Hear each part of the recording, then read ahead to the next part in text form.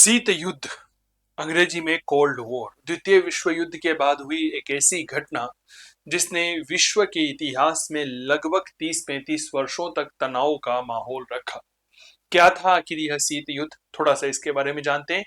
नमस्कार, स्वागत, सत्कार, अभिनंदन। मेरा नाम चंदू जैन है और आप इस समय चंदू सर की क्लास के मंच पर लाइव हैं।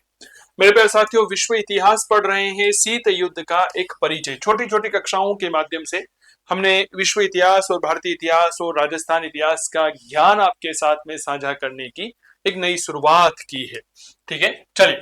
शीत युद्ध जो है मूल रूप से दो गुटों का आविर्भाव भी कहते हैं। आखिरकार ये दो गुट कौन कौन से थे?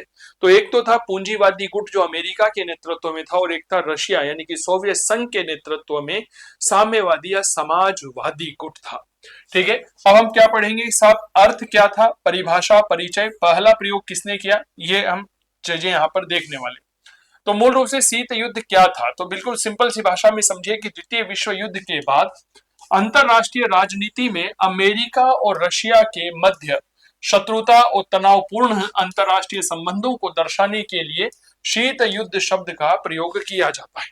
ठीक है, क्या कहा जाता है कि द्वितीय विश्व युद्ध के बाद अंतरराष्ट्रीय राजनीति में अमेरिका और रशिया के बीच में जो शत्रुता है, जो तनावपूर्ण संबंध है, अगर हमें उनको दर्शाना है तो उनको दर्शाने के लिए शीत युद्ध शब्द का प्रयोग करना होता है। वॉल्टर लिपमैन ने अपनी पुस्तक कोल्ड वॉर में शीत युद्ध को निम्न दो परिभाषाएं साझा की है। ठीक है, कि दो गुट के मध्य युद्ध की स्थिति जो वास्तव में युद्ध की स्थिति नहीं थी। शीत युद्ध जब हम पढ़ते हैं तो उसके दौरान हमें कई सारी ऐसी घटनाएं लगने लगती है कि हाँ, यहाँ पर संघर्ष होकर के रहेगा, यहाँ पर युद्ध होकर के रहेगा, लेकिन अचानक से वह युद्ध की घटना, वह तनाव की स्थिति जो है वह बदल जाती है और युद्ध होने से बच जाता है। तो वास्तविकता में तनाव बना रहा लेकिन युद्ध नहीं हो पाया, यह बात याद रखना। ठीक है, यह एक कूटनीतिक युद्ध था, ना कि सशस्त्र युद्ध, यानी कि इसमें किसी भी देश ने एक दूसरे के खिलाफ किसी भी प्रकार के हथियारों का प्रयोग नहीं किया, बिल्कुल भी नहीं किया। यह तो केवल और केवल क्या था? एक कूटनीतिक युद्ध था, एक कंप्लीटली पॉलिटिकल वॉर थी। ए फ्लेमिंग यहाँ पर कहते हैं कि शीत युद्ध के क्षेत्र में नहीं लड़ा गया, अपितु यह मानव मस्तिष्क में लड़ा गया था। यह किसी युद्ध क्षेत्र में नहीं लड़ा गया, कि यह नहीं है कि साहब एक युद्ध का मैदान है और युद्ध मैदान में जाकर के शीत युद्ध लड़ा जा रहा है। नहीं, यह केवल और केवल दिमागी क्षमता थी, दिमागी उपज थी। पंडित जवाहरलाल नेहरू ने इसने स्नायु युद्ध कह करके संबोधित किया। एरिक हॉब्सबॉम जो है यह कहते हैं कि यह तीसरा विश्व युद्ध था। It was a third battle, third world war. निष्कर्ष क्या निकलता है कि शीत युद्ध जो है यह एक ऐसा युद्ध था जिसमें पूर्ण हथियारों का प्रयोग नहीं किया गया, परंतु इनके प्रयोगों की संभावना हमेशा बनी रही, जिसमें ना तो पूर्ण शांति होती थी और ना ही वास्तविक युद्ध होता था। एक ऐसा युद्ध जिसमें हथियारों का प्रयोग नहीं किया गया, परंतु इनके प्रयोग की संभावनाएं हमेशा बनी रही। ना तो पूर्ण शांति हुई, ना ही कभी वास्तविक युद्ध हुआ, वरन इस काल में हमेशा ही शांति और युद्ध की स्थिति जो है वह बनी रही।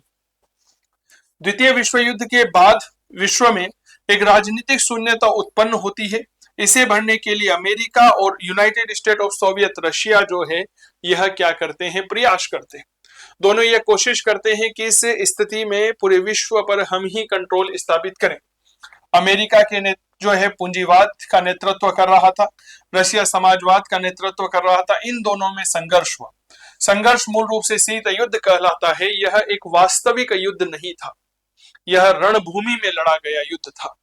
क्लियर? यह मानव मस्तिष्क में लड़ा गया युद्ध था, यह एक वैचारिक युद्ध था।